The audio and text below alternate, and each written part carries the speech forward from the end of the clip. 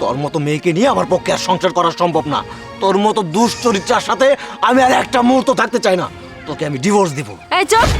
আমি না চাইতে না তুই আমাকে কখনোই ডিভোর্স দিতে পারবি না। আরে তুই কি আমাকে ডিভোর্স দিবি? আমার সময় হয়ে গেলে না আমি তোকে লাথি মেরে ছেড়ে চলে যাব। শুধুমাত্র আমার বয়ফ্রেন্ডের ভালোই ভালো একটা জব হতে দে। ওর ভালো একটা জব হয়ে গেলে তখন আমি তোকে লাথি মেরে ডিভোর্স দিয়ে ফেলে রেখে চলে যাব। আর তার আগে তুই যদি আমাকে ডিভোর্স দিতে চাস তো আমি তোকে নগ্ন করে ছেড়ে দিব। তুই আমাকে কি নগ্ন করবি? তুই এতক্ষণ যা কিছু বলেছিস, যা কিছু করেছিস, তার সমস্ত কিছু আমার এই ফোনে রেকর্ড করা আছে। যা থানায় যা, মামলা কর, তোর যা কিছু করার ইচ্ছা তুই তাই কর। আমি তোকে দেখে নেব।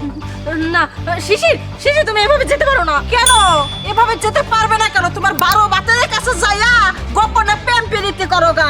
চোরে 10 দিন, গৃহস্থের 1 দিন, কতটা মনে জানি থাকে।